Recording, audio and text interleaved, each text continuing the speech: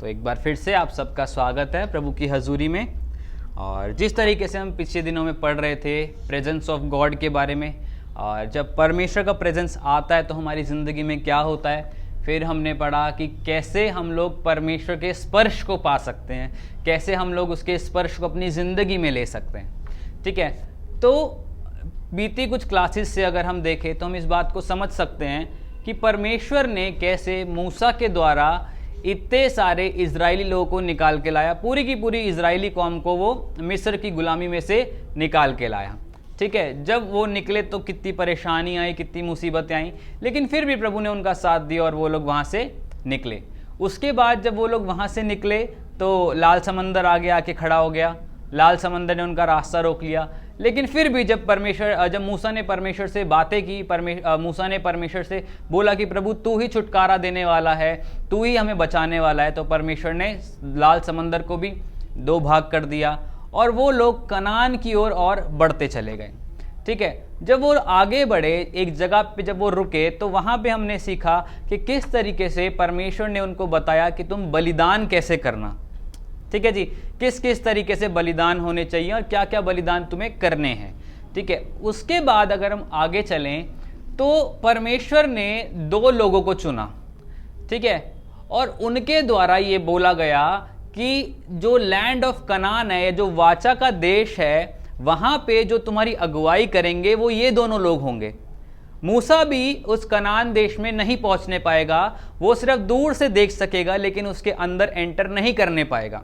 लेकिन ये दो लोग ऐसे थे जो कनान देश में एंटर करने पाएंगे और साथ ही साथ उन लोगों को लीड करने पाएंगे। ठीक है, समझ में आ रहा है? ऊपर से तो नहीं जा रहा? ठीक है, तो आज हम उन्हीं दो लोगों के बारे में पढ़ेंगे। पहला जोशुआ और दूसरा कालेब, या इंग्लिश में केलब। ठीक है, मैंने आपको बोला था कि इस क्लास में आने से पहले आप एक चैप्टर जरूर रीड कर लेना, गिनती उसका अध्याय 13 वर्ष 1 से लेके 33 तक। कितनों ने उसे पढ़ा है?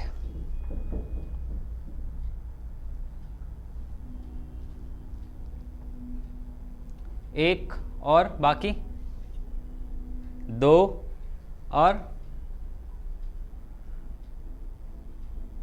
ठीक है, चलो कोई बात नहीं।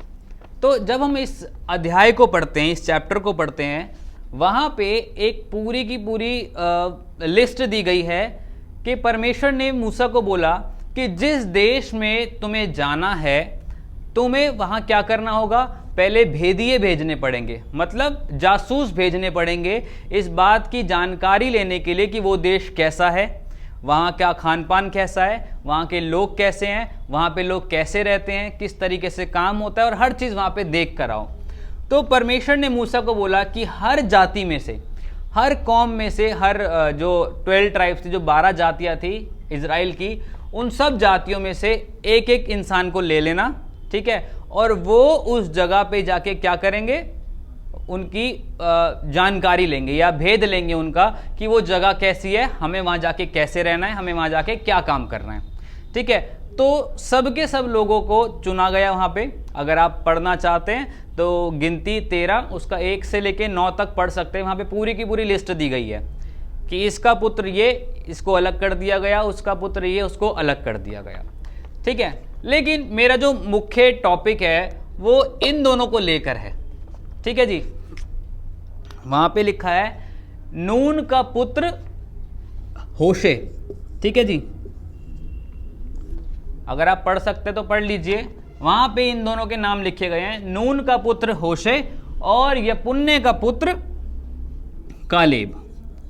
ठीक है, मेरा आपसे एक सवाल है कि जब इतने सारे लोगों का चुनाव कर रहे थे वहां पे, ठीक है, तो इन्हीं दोनों का चुनाव क्यों किया गया? इन दोनों की जातियों में से किसी और का चुनाव क्यों नहीं किया गया?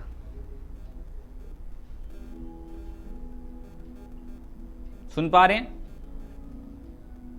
कि इतने सारे लोग, पूरी की पूरी जाति थी वहां पे, उस जाति में से सिर्फ एक एक ही लोग चुने गए। ठीक है, एक एक जन चुना गया, और उसमें से भी सिर्फ ये दो अपनी अपनी जाति में से चुने गए।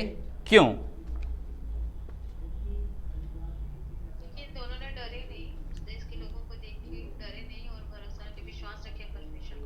ये तो बाद की बात है ना कि ये उनको देख के डरे नहीं, लेकिन मेरा क्वेश्चन है वहां जाने से भी पहले इनको ही क्यों चुना गया?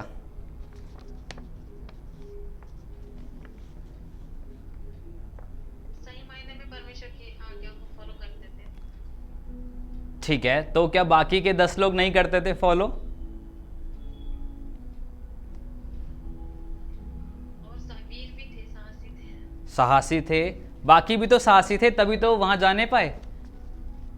मतलब हम कह सकते हैं कि ये 12 लोग अपने डील डॉल में भी अच्छे रहे होंगे, ठीक है, बुद्धि में निपुण होंगे कि कैसे वहाँ भेदिए बन के जाना है, इतनी बड़ी कौम के लोगों को से बचना है और वहाँ का भेद भी लेना है। और जाते जाते वहाँ पे एक बात लिखी गई कि जब तुम वापिस आओ तो वहाँ से उनके फलों में से कुछ लेके आना, ठीक है।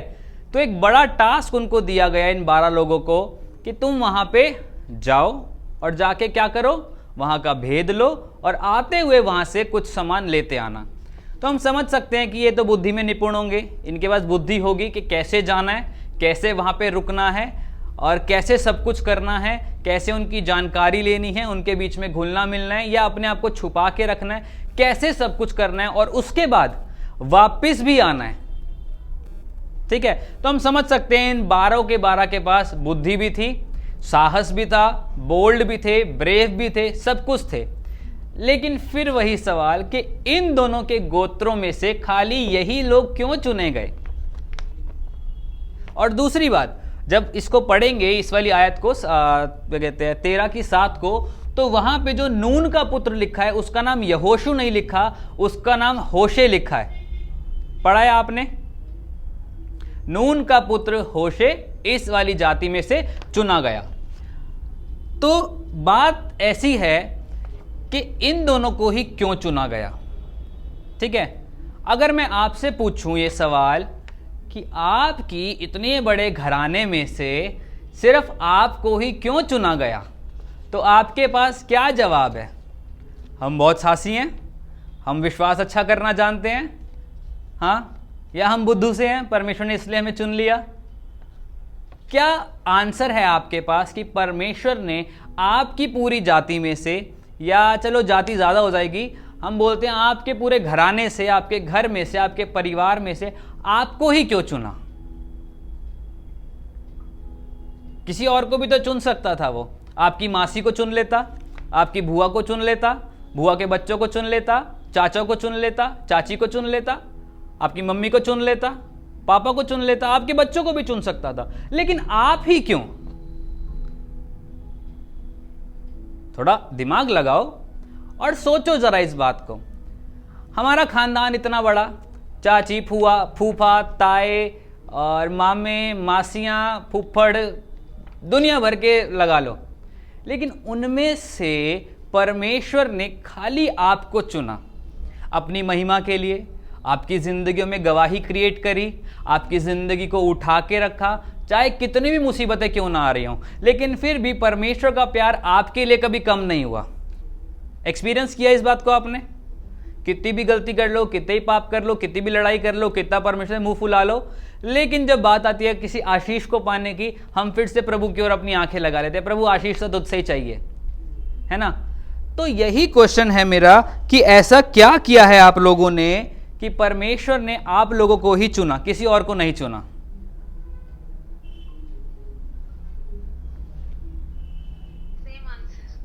आप बहुत विश्वास रखा है, सच्चाई से चले हैं और खराई से चले हैं, परमेश्वर की सामर्थ पर विश्वास किए हैं। परमेश्वर की सामर्थ पे विश्वास किया, ठीक है। मैं आपसे थोड़ा सहमत हूं, थोड़ा सहमत नहीं भी हूं, ठीक है। तो जो सहमत हूं उसके लिए मेरा साथ दे देना, और जो सहमत नहीं हूं उसके लिए मुझे माफ कर देना, ठीक है। चलो, पास्टर जी, मैं भी कुछ कहना चाहती हूँ। हाँ जी, बिल्कुल बोलिए। कुछ चीज होता है और हम उसको चुनते हैं जो हमारे लिए काम आएगा, तो परमेश्वर को जब उसने हमें चुना है तो शायद हम उसके लिए काम आएंगे, इसी कारण हमें चुना है। ठीक है, चलो मान लेते हैं इस बात को, ठीक है।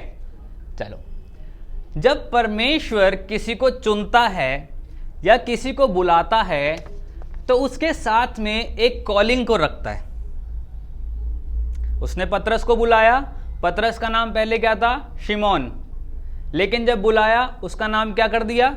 पतरस, मतलब चट्टान। आज से तू चट्टान कहलाएगा और मैं तुझ पे अपनी कलीसिया बनाऊंगा।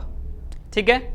जब परमेश्वर ने इसहाक के दोनों बच्चों में से उनको बच्चों को बुलाया, याकूब को, तो जब तक वो कॉलिंग में नहीं था तब तक उसका नाम था याकूब, धोखा देने वाला। लेकिन जिस दिन परमेश्वर के साथ उसका एनकाउंटर हुआ, उसने बोला, परमेश्वर मैं बिना आशीष लिए तुझे नहीं जाने दूंगा। उसका नाम बदल के परमेश्वर ने क्या कर दिया? इज़राइल। और इज़राइल में से 12 जातियां निकली, और जो हम सब पढ़ रहे हैं वो सब इज़राइल में से निकला। ठीक है। तो जब भी परमेश्वर किसी को बुलाता है तो वो उसके नाम में उसकी कॉलिंग को छुपा के रखता है। ठीक है, समझ में आ रहा है? आ रहा है, नहीं आ रहा? हाँ ना कुछ तो बोल दो। ठीक है। तो जब परमेश्वर ने इन दो लोगों को बुलाया, यहोशू को और कालेब को, तो इनके नाम के पीछे भी कुछ खास मकसद था, इनके नाम के पीछे भी एक अर्थ छुपा हुआ था। ठीक है।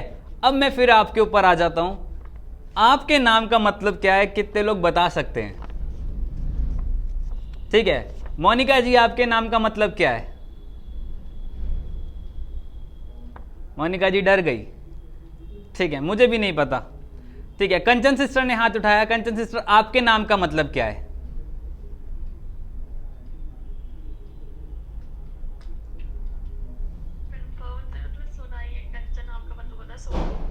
सोना? गोल्ड वाला? ठीक है। तो कंचन का मतलब होता है गोल्ड, ऐसा इनका कहना है, मेरा नहीं। ठीक है, मैं गलत भी हूं तो मुझे मत बोलना। ठीक है। सुषमा के नाम का क्या मतलब होता है? एक भैया ने बोले कि सुंदरता, और आज मैंने गूगल पर मारा कि अत्यधिक सुंदरता। अत्यधिक सुंदरता। ठीक है, परमेश्वर की सुंदरता। ओ वाओ, ऐश्वर्या राय से ज्यादा ब्यूटीफुल परमेश्वर ने मुझे बनाया। आमीन। ठीक है। अंकिता नाम का क्या मतलब है?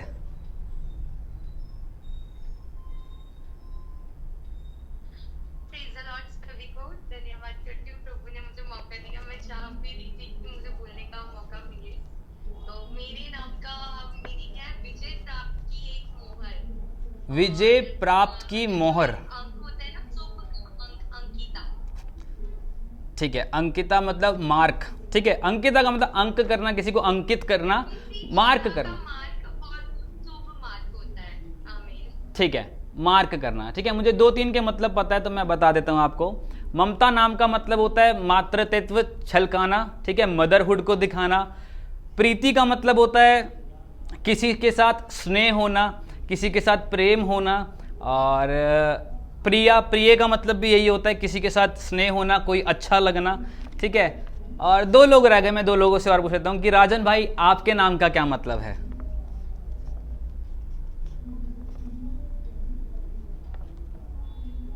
नहीं पता? ठीक है, राजन को राजा जैसा हम कह सकते हैं। ठीक है जी। और अपराजिता सिस्टर, आपके नाम का क्या मतलब है? अपराजिता, जो कभी पराजित नहीं होती, विक्टोरियस। जो कभी पराजित नहीं होता। ठीक है जी। चलो, एक बात मैं आपको बोलूं। हाँ, बोल सकता हूं? हम सबको अपने अपने नामों के मतलब पता है। ठीक है, लेकिन क्या हमें वो नाम पता है जो परमेश्वर ने हमें दिया है? आधे हाँ कर रहे हैं, आधे ना कर रहे हैं। अगर आपको पता है तो बहुत अच्छी बात है, क्लास के आखिर में पूछेंगे।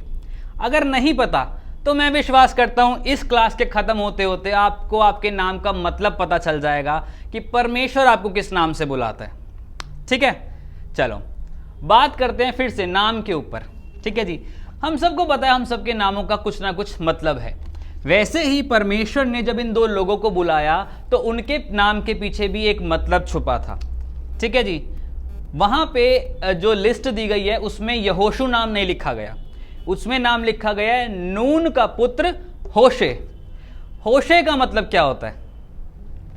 होशे का मतलब होता है सैल्वेशन, उद्धार। ठीक है जी। और केलब या कालेब का मतलब होता है फेथफुलनेस, ठीक है, पहला होशे उद्धार और केलब फेथफुलनेस। लेकिन सैल्वेशन खाली खाली लगता है, थोड़ा सा खाली सैल्वेशन हमें समझ नहीं आता। तो वहां पे क्या किया, इसके नाम को होशे से हटा के यहोशू कर दिया। ठीक है, इंग्लिश में जोशुआ। जब या ये वाला जो व्यंजन होता है या, ठीक है, ये जो स्वर कहते हैं व्यंजन कहते हैं, मुझे एग्जैक्टली नहीं पता, जब ये लग गया तो इसका मतलब हिब्रू में होता है, यह का मतलब यहोवा। ठीक है जी, जब होशे के साथ में यह लग गया तो वो क्या बन गया, यहोशू, मतलब यहोवा से मिलने वाला उद्धार या यहोवा से मिलने वाला छुटकारा जो हमारी जिंदगी में आज भी काम करता है। ठीक है जी, और जब जब हम परमेश्वर के साथ चलते हैं तो फेथफुलनेस हमारी जिंदगी का एक महान या एक बहुत इंपॉर्टेंट हिस्सा बन जाता है। ठीक है, समझ पा रहे हो मेरी बात को? ठीक है, तो इन दोनों के बारे में आज हम बात करेंगे, यहोशू और कालेब के बारे में। फिर से घूम के आप लोगों पे आ जाता हूं, आप लोग यहोशू और कालेब के बारे में क्या जानते हैं?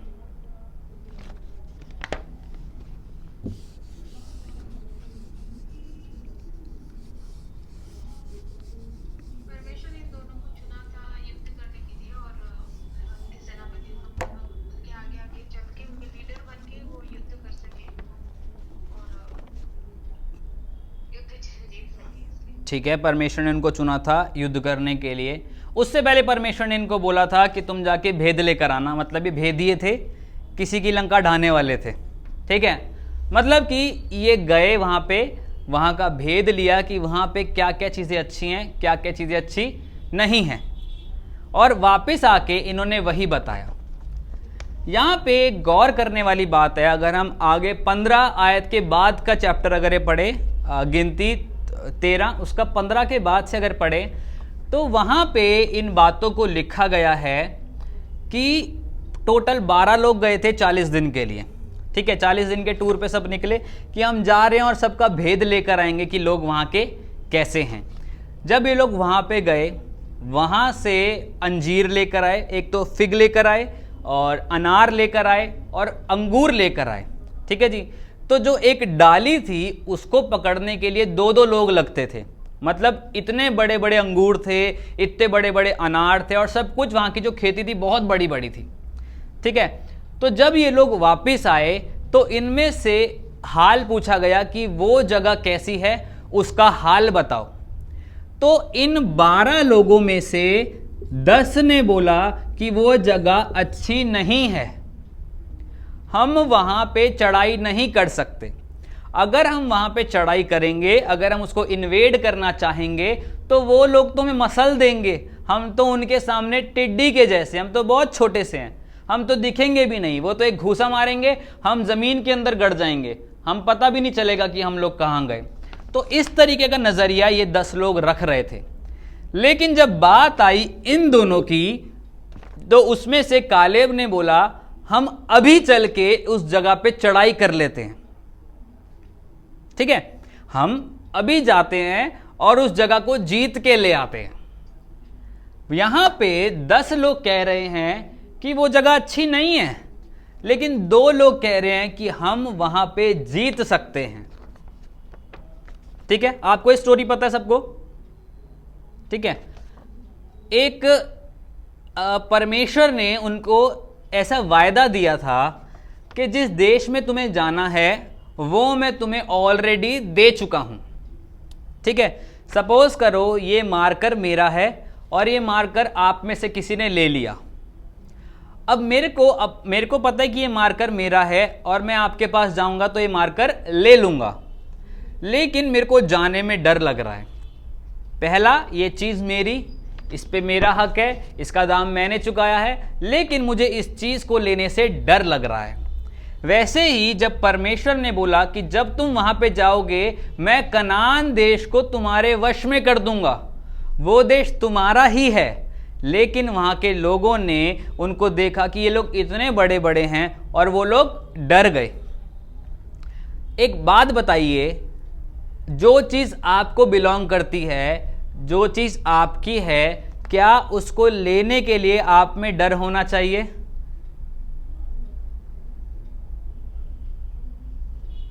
जो जिस चीज का दाम आपने दिया है, जो चीज आपकी है, क्या उसको मांगने के लिए, उसको लेने के लिए आप में डर होना चाहिए? नहीं। सपोज कीजिए आपने किसी को 2000 रुपये दिए, अब आप उससे मांगना चाह रहे हैं, तो क्या आपको डर लगना चाहिए, हाय मैं 2000 रुपये मांगूंगी वो मुझे मारेगा, हाय ऐसे करेगा वैसे करेगा? आपने पैसे दिए, आपकी चीज है, आपकी संपत्ति है, तो क्या आप अपनी संपत्ति को लेते हुए डरोगे? नहीं। मैं तो नहीं डरूंगा। ठीक है, यहां पे परमेश्वर ने बोला कि कनान तुम्हारी संपत्ति है, कनान देश तुम्हारा देश है, तुम्हें वहां पे दूध और शहद की नदियां मैं दिखाऊंगा, वो वहां बहती है, वो मैंने तुम्हारे लिए रखी है। और ये लोग वो देख के आ चुके हैं कि वहां पे ये सब है जो परमेश्वर ने बोला था। लेकिन एक बात पे ये 10 लोग विश्वास नहीं कर पा रहे थे। वो बात ये थी कि परमेश्वर ने बोला था कि ये कनान देश मैं तुमको दे दूंगा। मतलब तुम एक ऐसी जंग लड़ने जा रहे हो जिसमें जीत तुम्हारी निश्चित है और जीत तुम्हारी हो चुकी है। पहला, जीत तुम्हारी निश्चित है, मतलब कंफर्म्ड है। और दूसरा, वो मैं तुमको ऑलरेडी जितवा चुका हूं, तुम्हें बस वहां जाना है और अपना कब्जा वहां पे ले लेना है। ये बात यहोशू और कालेब के समझ में आ गई थी कि जब यहोवा ने बोला है कि ये हमको मिल चुका है तो हम इसको लेने से क्यों डरें। और बाकी के 10 लोगों ने अविश्वास दिखा के बोला कि इतने बड़े बड़े लोग हैं वहां पे, इतना सब कुछ चल रहा है वहां पे, अगर हम जाएंगे तो वो लोग हमें मार देंगे, हम टिड्डी के समान हैं, हम सब हैं। आज हमारी जिंदगी में एग्जैक्टली यही फॉर्मूला अप्लाई हो रहा है। हमारी जिंदगी के जो बड़े बड़े तूफान हैं, आज हम लोग उनसे डर रहे हैं। ठीक है, परमेश्वर का वचन बाइबल में 365 बार कहता है, मत डर मैं तेरे साथ हूं, मत डर मैं तेरी रक्षा करूंगा, मत डर मैं तुझे लिया चलूंगा, मत डर मत डर मत डर। लेकिन जब भी कोई भी सिचुएशन हमारे सामने आती है, हम क्या करने लग जाते हैं? डरने लग जाते हैं। ये खाली मैं आप लोगों की बात नहीं कर रहा, मैं अपनी बात भी कर रहा हूं। बहुत सी बार, बहुत सारे सिचुएशंस को देख के मैं भी डर जाता हूं। प्रभु ये कैसे होगा, प्रभु ये यहाँ तक चीज़ आ चुकी है, अब मैं इसको कैसे आगे लेके जाऊंगा, अब कैसे काम होगा प्रभु। हम डर जाते हैं। प्रभु का वचन साफ कहता है, मत डर मैं तेरे साथ हूं, मत डर मैं तेरे युद्ध को लड़ने वाला हूं, मत डर मैं तुझको जंग जितवाने वाला हूं, मत डर क्योंकि संग्राम तो यहोवा का है। हर बार प्रभु बोलता है कि जो लड़ाई तू लड़ने वाला है वो तेरी नहीं है, वो मेरी है, और जिस लड़ाई में मैं शामिल हूं वो लड़ाई ऑलरेडी मैं जीत चुका हूं। लेकिन हम भूल जाते हैं कि प्रभु हमारे साथ होके काम करता है। हम भूल जाते हैं कि कैसे हम अपनी जिंदगी को प्रभु के अकॉर्डिंग चला सकते हैं। हम भूल जाते हैं उसके वायदों को जो उसने हमारी जिंदगी के लिए किए हैं। सेम यहाँ पर भी हुआ, 12 लोगों को भेजा गया, अनॉइंट करके, पूरा सब कुछ समझा के, सब कुछ करके भेजा गया। ठीक है, लेकिन वहां जाके 10 लोगों ने अविश्वास दिखा दिया। हम इसको नहीं जीत सकते, ये लोग हमको मार देंगे, ये चीज़ें हमारे ऊपर हावी हो जाएंगी, हम तो ख़त्म हो जाएंगे। और आज हमारी ज़िंदगी में भी ऐसा ही होता है। किसी भी सिचुएशन को देख के हम यही सोचते हैं, हम इसको नहीं कर सकते, ये हमारे ऊपर हावी हो रही है, हम तो मर जाएंगे, हम तो गिर जाएंगे, हमारी ज़िंदगी ख़त्म हो जाएगी, हमारी ज़िंदगी ऐसी हो जाएगी। लेकिन एक बात को याद रखिए कि जब यहोवा हमारी ओर है तो हमारा विरोधी कौन हो सकता है। जंग जिन्ना दी लड़दा यहोवा, वो जंग कदे नहीं हार दे। जब यहोवा हमारी ओर से लड़ता है तो हम ऑलरेडी जीत चुके हैं। आमीन, समझ में आ रही है बात? तो हमारी ज़िंदगी में इन 12 में से हम कहाँ स्टैंड करते हैं ये हमें जानना है। हम उन 2 लोगों के बीच में स्टैंड करते हैं जो विश्वासी हैं, या उन लोगों के ऊपर स्टैंड करते हैं जो हालातों को देख के अपना विश्वास गिरा देते हैं। अभी तक जब मैंने आप लोगों से बात करी, आप लोगों ने सबने बोला कि उनमें बहुत साहस था, वो बहुत बोल्ड थे, वो बहुत ब्रेव थे। वहां जाके कहाँ गया वो साहस? वहां जाके वो बोल्डनेस कहाँ गई? वहां जाके वो विश्वास कहाँ गया? फुस हो गए, पंचर हो गए, हवा निकल गई, क्या हो गया? इंसान तो वही के वही हैं, लेकिन हालातों को देख के जीना जब उन्होंने स्टार्ट किया तो वो भूल गए परमेश्वर के वादों को जो परमेश्वर ने उनके लिए किए हैं। क्या आज आप और मैं भी ऐसा कर रहे हैं अपनी जिंदगी में? हाँ या ना ये आप जानते हैं, लेकिन बात है समझने की कि आज हम किस रीति से परमेश्वर को अपने आप को दिखा पा रहे हैं। लोग वहाँ पे गए, ठीक है, सब कुछ अच्छा अच्छा दिखा, बहुत एक्साइटेड थे, हम इसको जीत लेंगे, हम इसको ये कर लेंगे, परमेश्वर हमारे साथ है। लेकिन जब उन्होंने देखा कि वो अनाक वंशी इतने लंबे लंबे हैं, जाइंट्स जैसे हैं, विशाल हैं, वो हमें मसल सकते हैं, हम तो उनके सामने छोटे से हैं, लेकिन वो भूल गए कि अगर हम छोटे हैं तो क्या हुआ, लेकिन हमारे पीछे, हमारे आगे हमको प्रोटेक्ट करके चलने वाला बाप हमारा, वो तो इन लोगों से भी बड़ा है। और ये बात खाली दो लोगों ने सोची, यहोशू और कालेब ने। क्या आज आपका नजरिया ऐसा है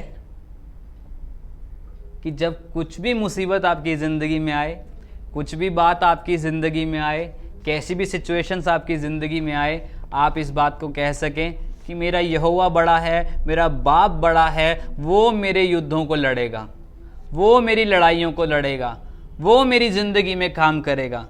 क्या आज आपका नज़रिया ऐसा है? यहां 12 लोगों की अगर हम बात करें तो 12 के 12 को नज़रिया अलग था, ठीक है। अगर मैं आपको ये क्या दिख रहा है आपको, ये मैंने क्या बनाया, अभी हम कितने लोग हैं, ठीक है 18 लोग हैं, ये आपको क्या दिख रहा है, ये मैंने क्या बना दिया, ठीक है। एक कह रहा है बादल, और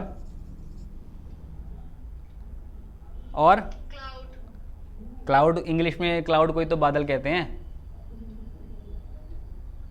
और क्या दिख रहा है?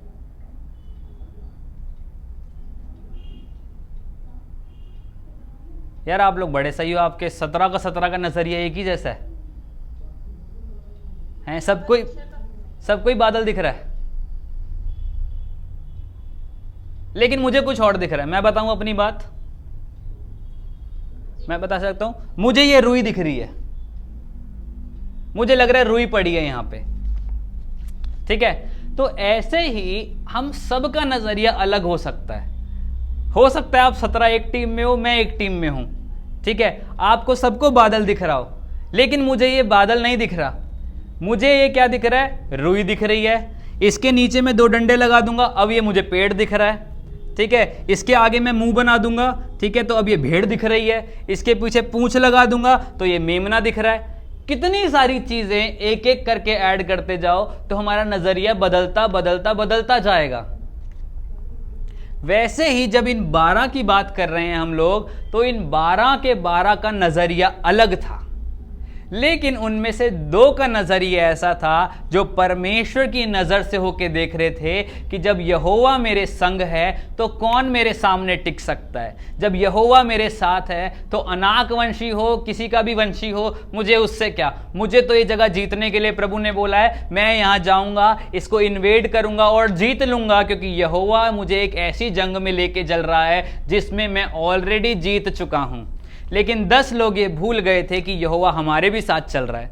10 लोग भूल गए थे कि परमेश्वर इतने बड़े बड़े कार्य करके हमें लेके जा रहा है। 10 लोग भूल गए थे कि परमेश्वर ने हमें किस तरीके से बचाया है। 10 लोग भूल गए थे कि परमेश्वर हमें कहां से लेके चल रहा है।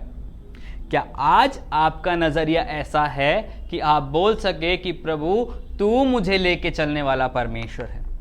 क्या आज आप लोगों का नजरिया ऐसा है कि कैसी भी मुसीबत क्यों ना आए, हम उसमें डिलाइटफुल रहें, आनंदित रहें और बोले प्रभु जी कि ये जो चीज़ मेरी ज़िंदगी में आई है प्रभु, मैं इससे हारूंगा नहीं, मैं इससे गिरूंगा नहीं, प्रभु जी मैं इससे तेरी महिमा करूंगा, और ये जो चीज़ मेरी ज़िंदगी में आई है मैं विश्वास करता हूं कि ये मुझे तुझ में बढ़ाने का कारण है। कितनी बार आपकी ज़िंदगी में ऐसा हुआ है कि आप प्रार्थना नहीं कर पा रहे थे, लेकिन सडनली कोई दिक्कत आ गई और उसी समय आपने प्रण ले लिया, प्रभु आज से 3 दिन की फास्टिंग मैं करूंगा, डेली वचन पढ़ूंगा, डेली प्रार्थना करूंगा, और आपका प्रार्थना का जीवन सुधर गया उससे। कितनी बार ऐसा हुआ है? मेरे साथ ऐसा हुआ है कितनी बार कि मैं बोलता हूँ प्रभु जी आज प्रेयर करने का मन नहीं कर रहा, आज ऐसा नहीं हो रहा, आज वैसा नहीं हो रहा। सडनली कोई ऐसा समस्या आ जाती है कि प्रभु का वचन आ जाता है सामने, उपवास कर, प्रार्थना कर, और मेरी प्रार्थना की ज़िंदगी सुधर जाती है उससे। प्रभु हमारी ज़िंदगी में हर एक चीज़ को किस नज़रिए से देखता है और हम अपनी ज़िंदगी में अपनी चीज़ों को किस नज़रिए से देखते हैं, ये एक बहुत बड़ी डिफरेंस वाली बात है। मैं अगर आपको आज कोई करेक्शन की बात बोलूं तो आप में से कितने हैं जो कहेंगे कि हाँ ये करेक्शन प्रभु की ओर से थी, और आप में से ज़रूर कोई ना कोई एक ऐसा होगा कि ये मेरे को लेके पॉइंट आउट कर रहे हैं। समझ पा रहे हैं मेरी बात को? बहुत सी बार प्रभु अलाउ करता है कुछ चीज़ों को ऐसा होने के लिए जिससे हमारा विश्वास बढ़ सके, जिससे हम और ज़्यादा पेशेंस में आ सकें। कितने लोग कहते हैं हम परफेक्ट नहीं हैं? कितने कह सकते हैं? हम सब कह सकते हैं हम परफेक्ट नहीं हैं। हम सब को सिद्धता में बढ़ने की ज़रूरत है, हम सब को परफेक्शन में बढ़ने की ज़रूरत है। और मैं गारंटी के साथ कह सकता हूं कि आप लोग ये प्रार्थना ज़रूर करते होंगे कि प्रभु हमारी ज़िंदगी में काम कर, मैं तुझे अलाउ करता हूं, मैं तुझे अलाउ करती हूं, तू मेरी ज़िंदगी में काम कर।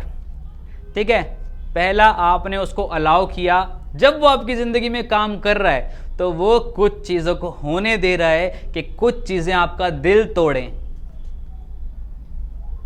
कुछ चीज़ें आपको खराब करें।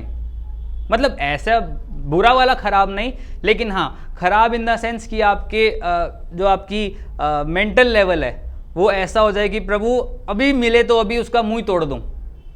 बहुत सी बार ऐसी सिचुएशंस आ जाती हैं। बहुत सी बार ये होता है प्रभु जेब में पैसे नहीं है, सामने बर्थडे आ गया, क्या दूं। बहुत सी बार ऐसा होता है प्रभु प्रार्थना के लिए जाना है, बाइक में पेट्रोल नहीं है, कहां से लाऊं। प्रभु घर में बच्चा भूखा बैठा है, खाने के लिए रोटी तो है लेकिन सिलेंडर नहीं है बनाने के लिए, प्रभु क्या करूं। होगा, प्रभु होने देता है। क्यों? क्योंकि वो चाहता है कि उन सिचुएशंस में निकल के भी आप खरे बनो, आप सिद्ध बनो, और आप क्या करो, उसकी महिमा कर सको। आपको एक बात बोलूं, आज का जो दिन है ना, ये वही दिन है जिसके लिए आपने कुछ साल पहले चिंता की थी। समझ पा रहे हैं मेरी बात को? अगर हम आए बात कि आज आपका नजरिया अपने को लेके क्या है और प्रभु को लेके क्या है, क्या अभी भी हम उसी उधेड़ बुन में लगे हुए हैं कि प्रभु तू मेरी जिंदगी में काम नहीं कर रहा, या अभी भी उसी उधेड़ बुन में लगे हुए हैं प्रभु मुझे कुछ होता नहीं दिख रहा, या अभी भी उसी उधेड़ बुन में है प्रभु जी मैं लंबे समय से प्रार्थना कर रही हूँ लेकिन ये काम हो नहीं रहा। क्या तू काम नहीं कर रहा? क्या तू मेरे साथ नहीं चल रहा? क्या तू मेरी ज़िंदगी को आगे नहीं बढ़ाना चाहता? क्या तू मेरी ज़िंदगी में काम नहीं करना चाहता? कितनी सारी बातें हो सकती हैं। लेकिन अभी जैसे मैं पीछे बात कर रहा था कि आज वही दिन है जिसके लिए कुछ साल पहले आप टेंशन लेते थे, है ना? कल क्या होगा, हाय आने वाले 4 सालों में क्या होगा, हाय अगले साल मैं इस समय क्या कर रहा होऊंगा, मैं क्या कर रही होंगी, कल मेरे घर में खाना बना होगा या नहीं बना होगा। कितनी सारी बातें हैं, ठीक है, जो कल आपने चिंता करी थी और आज वो पूरी हुई भी और नहीं भी पूरी हुई।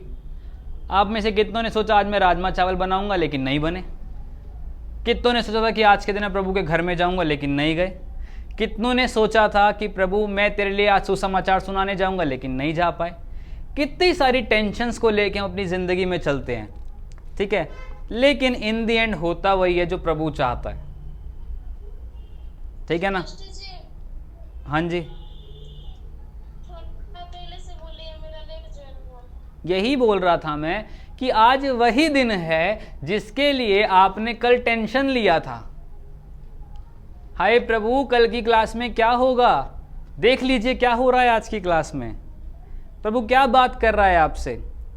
मुझे ये बात बहुत अच्छी लगती है जब कोई मेरे सामने आके बोलता है कि जिन चीज़ों के लिए मैं टेंशन ले रहा था या टेंशन ले रही थी और एक लंबे समय से प्रार्थना कर रही थी और मुझे नहीं लग रहा था कि इसका आंसर मुझे मिलेगा, लेकिन एक लंबे समय के पेशेंस के बाद प्रभु ने उसी वेट के दौरान मुझे बहुत सारी चीज़ों को सिखाया, और जब वो मुझे ब्लेसिंग मिली तो मैं समझ गया था कि शायद ये ब्लेसिंग मेरे लिए उस समय कारगर नहीं होती जितनी कारगर इस समय है।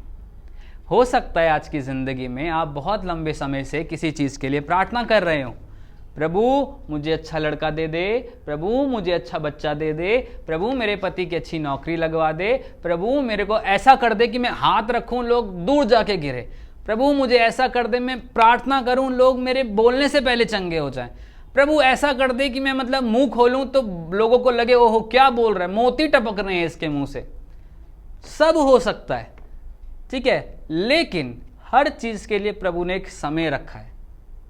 लेकिन बात यह है कि क्या आज आपका नजरिया ये है कि जिन चीजों के लिए आप प्रार्थना कर रहे हैं एक लंबे समय से, जब वो चीजें आपको मिल जाएंगी तो आप उनका क्या करेंगे,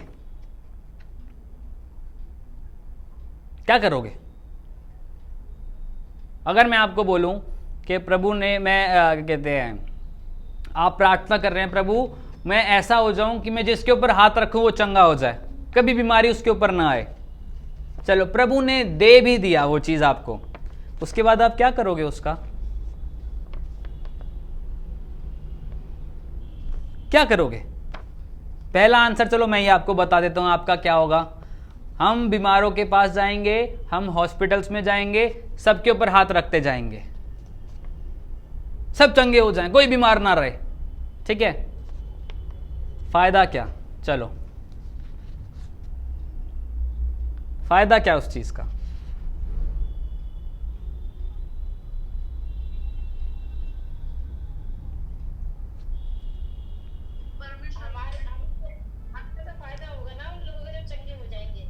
आपको फायदा होगा।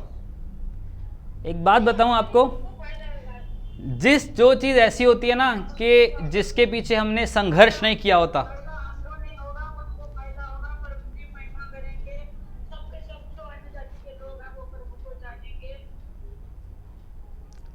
चलो ठीक है, सबके सब लोग अन्य जाति के लोग प्रभु को मानेंगे। चलो छोड़ो, मैं किसी और बात पे आता हूं। एक चीज प्रभु ने हमेशा सिखाई है कि जिस चीज के पीछे स्ट्रगल नहीं होता हम कभी उसकी वैल्यू नहीं करते। आप बोलो मुझे गाड़ी चाहिए, प्रभु ऐसे चुटकी बजाए आपके घर के बाहर गाड़ी खड़ी हो जाए, आप कभी उस गाड़ी की वैल्यू नहीं करोगे। आपने किसी से, एक मिनट बस, आपने प्रभु से बोला प्रभु मेरे को वरदान दे दे कि मैं हाथ रख के चंगा करने लग जाऊं, आप सबको चंगा कर पाओगे, लेकिन आप कभी भी उस वरदान की वैल्यू को नहीं समझोगे। समझ पा रहे हो मेरी बात को? जिसको पता है कि 10 रुपये खर्च करने से मुझे सिर्फ 2 रोटी मिल सकती है, उसको 100 रुपये अगर बिना कुछ कमाए आ जाएं तो वो उसकी वैल्यू जानेगा कि मैं 10 रुपये में इतना इतना खा रहा था, 100 रुपये मेरे 10 दिन चल जाएंगे, मुझे बचा के रखना है। लेकिन जिसको डेली के 1000 रुपये मिल रहे हों, उसको एक दिन ना दो तो उसको कोई वैल्यू नहीं होगी। उसको पता है मेरी जेब में पड़े हैं, मैं मांगूंगा मुझे मिल जाएंगे, वो कभी वैल्यू नहीं कर पाएगा। परमेश्वर चाहता है कि आपका नज़रिया ऐसा हो कि जो चीज़ें वो आपको देने जा रहा है आप उनकी वैल्यू कर सको। यहाँ पे फिर से जोशुआ और कालेब पे अगर आ जाएं, परमेश्वर ने एक बड़ी जनसंख्या को कनान देश देने के लिए बोला था, ठीक है, कि तुम लोग वहाँ जाओगे, वहाँ बसने पाओगे। लेकिन जितने लोग उस समय निकले थे वहाँ से, इज़राइल में से, मिस्र में से, उनमें से खाली 2 लोग थे जो कनान में पहुँचे, बाकी कोई भी नहीं पहुँचा। बाकी उनकी नेक्स्ट जनरेशन पहुँची, लेकिन उनमें से कोई नहीं पहुँच पाया। समझ पा रहे हो मेरी बात? इतने लंबे दौर से परमेश्वर लेकर आ रहा था ये सिखाने के लिए, दिखाने के लिए कि जो जगह मैं तुम्हें देने जा रहा हूं उसके लिए एक मोल चुकाया गया है, वो मैंने तुम्हारे लिए तैयार की है। लेकिन तुम जो हो बार बार ढिठाई करते हो, बार बार कभी किसी देवी में घुस जाते हो, कभी किसी देवता में घुस जाते हो, तुम बार बार उन्हीं चीज़ों को रिपीट करे जा रहे हो, तुम उसकी वैल्यू को नहीं समझ रहे हो। आज अगर प्रभु आपको कुछ दे रहा है तो क्या आप उसकी वैल्यू को जान पा रहे हैं? एक क्वेश्चन है हमारे लिए। हम सब कहते हैं प्रभु हमारा नजरिया ऐसा है जैसा तेरा हो, प्रभु हमें ऐसा बना दे जैसा तू है। अगर प्रभु चुटकी बजाते बना देगा आपको, तो मैं गारंटी के साथ कह सकता हूं, एकदम गारंटी के साथ, आप फूल जाओगे, घमंड आपकी जिंदगी में आ जाएगा। और प्रभु नहीं चाहता कि घमंड कभी भी उसके लोगों की जिंदगी में आए, क्योंकि घमंड एक ऐसी चीज है जो विनाश को लाता है। लूसीफर ने घमंड किया, गिराया गया। परमेश्वर के और दासों ने घमंड किया, गिराए गए। और घमंड बड़े चुपचाप से आता है। मैंने प्रार्थना की, लोग चंगे हो गए। मैंने प्रार्थना की, लोगों में से दुष्ट आत्मा निकल गई। अब मैं इतना काबिल हो चुका हूं कि मैं प्रार्थना कर सकता हूं दूसरे के लिए। हेलो पास्टर जी, प्रार्थना कर दीजिए। अभी करता हूं, देखो यीशु के नाम से निकले दुष्ट आत्मा। दुष्ट आत्मा तो निकलेगी, लेकिन आपके अंदर पवित्र आत्मा की जगह कोई और आत्मा काम कर रहा होगा। परमेश्वर के लोगों को ये बात जाननी बहुत ज़रूरी है कि आज हम किस आत्मा में होके चल रहे हैं। यहोशू और कालेब के लिए लिखा गया है, उनके अंदर एक अलग ही आत्मा था, और वो आत्मा था जो परमेश्वर ने उनको दिया था। और वो आत्मा के चलाए कैसे चल पाते थे? क्या उस समय पवित्र आत्मा काम करता था? क्या उस समय पवित्र आत्मा कॉन्सेप्ट था? जब 40 साल के लिए वो लोग विल्डरनेस में थे, जंगल में थे, तो परमेश्वर का आत्मा उनको लेके जाता था, लेकिन पवित्र आत्मा कोई कॉन्सेप्ट नहीं था। पुराने नियम में पवित्र आत्मा के बारे में नहीं लिखा गया, वहां लिखा है परमेश्वर का आत्मा। परमेश्वर का आत्मा, ठीक है जी। पवित्र आत्मा नए नियम में आया जब यीशु मसीह ऊपर चला गया, एक सहायक के रूप में पवित्र आत्मा हमें दिया गया है। लेकिन आप सोचिए इस बात को कि यहोशू और कालेब दो ऐसे जन जो अपने विश्वास में इतने पक्के थे कि 10 के 10 लोग उनके विरोध में खड़े हो गए। तो सोचिए 10 की 10 जातियां उनके विरोध में खड़ी हो गई कि 2 लोगों के देखने से वो अच्छा है, हम नहीं मान सकते कि वो अच्छी चीज़ है। जब 10 लोग कह रहे हैं वो चीज़ बुरी है, हमें वहाँ नहीं जाना चाहिए, तो 2 लोगों के कहने से हम वहाँ नहीं जाएंगे। लेकिन फिर भी उनको विश्वास था, प्रभु हम तेरे नाम पे विश्वास करके चल रहे हैं, हम लोग जाएंगे तो तू वहाँ पे कार्य करेगा। क्योंकि हम जानते हैं कि हम एक ऐसी जंग में हैं जो हम जीत चुके हैं। हम एक ऐसे शहर में, एक ऐसे नगर में जा रहे हैं जो ऑलरेडी तूने हमको दे दिया है। आज परमेश्वर ने आपको कितनी सारी चीज़ें दी हैं। ये आपका हेल्थ, ये सब नहीं बोल रहा मैं, एक रूहानी वे में समझिए कि परमेश्वर ने आपको कितनी सारी चीज़ें दी हैं। स्वर्ग में आपका नाम लिख दिया, अपनी हथेली पे आपका नाम लिख दिया, डेली आपकी प्रार्थना को सुनता है, आपको संभाल के रखता है हर चीज़ के लिए। और बहुत सी बार हम उन चीज़ों की वैल्यू भी नहीं करते। और प्रभु चाहता है कि जब वो आपको कुछ भी दे, इवन एक ही मार्कर भी दे, तो वो आपको इसकी अहमियत समझाए। क्योंकि प्रभु नहीं चाहता हम ऐसी वेन्स में उसका नाम खराब करते रहें, या जो चीज़ें उसने दी हैं हम उसको ऐसी ऐरा गहरा जाने दें। आपको एक छोटी सी गवाही बताऊं, जब मेरा मार्कर ख़त्म होता है मैं भूल जाता हूं मुझे मार्कर लेना है, और मार्कर खाली 20 रुपये का आता है, ठीक है, मैं भूल जाता हूं। हमारे चर्च में एक टाइम ऐसा था कि 15-15, 20-20 मार्कर पड़े रहते थे, और मैं ऐसे उनका खेलता रहता था, उनको फेंक देता था, उनको ख़राब करता था, क्योंकि मैं उनकी वैल्यू नहीं जानता था। मैं सोचता था किसी ने आके दिए हैं चर्च में, काम आएंगे तो ठीक है, नहीं तो मेरे खेलने के काम तो आ ही रहे हैं यहाँ पे, ठीक है। मैं एक 20 रुपये की चीज़ की वैल्यू नहीं करता था कि किसी और का पैसा लगा, मेरा थोड़ी ना लगा है। हमारी चर्च में आके रख दिए, उनका परमेश्वर उनको आशीष दे देगा। अब मैं इनसे खेलूं, इनको फेंकूं, इनसे कुछ भी करूं, ये मेरी जिम्मेदारी है। और मैं उनसे खेलता था, ठीक है जी। लेकिन जब क्लास लेनी स्टार्ट करी, बहुत सी बार ऐसा हुआ कि मेरे पास मार्कर होते हुए भी पहले तो मुझे मिलते नहीं थे, और मिलते भी थे तो चलते नहीं थे, जबकि बिल्कुल सही मार्कर थे। जब मैं खेलता था उनसे तो बिल्कुल सही काम करते थे, लेकिन जब कुछ करने लगता था तब वो चलना ही बंद कर देते थे। और प्रभु ने वहाँ पे मुझे सिखाया कि तू इनकी अहमियत को नहीं जान रहा, लेकिन देख किसी ने इसका मोल चुकाया है। और तब मुझे समझ में आया प्रभु इसकी भी एक अहमियत है। मैं यहाँ पे लिखूँ आपको ना दिखे तो मेरे को फ्रस्ट्रेशन होती है कि मैं इतनी मेहनत कर रहा हूँ, यहाँ पे लिख रहा हूँ, इनको समझ क्यों नहीं आ रहा, इनको दिख क्यों नहीं रहा है।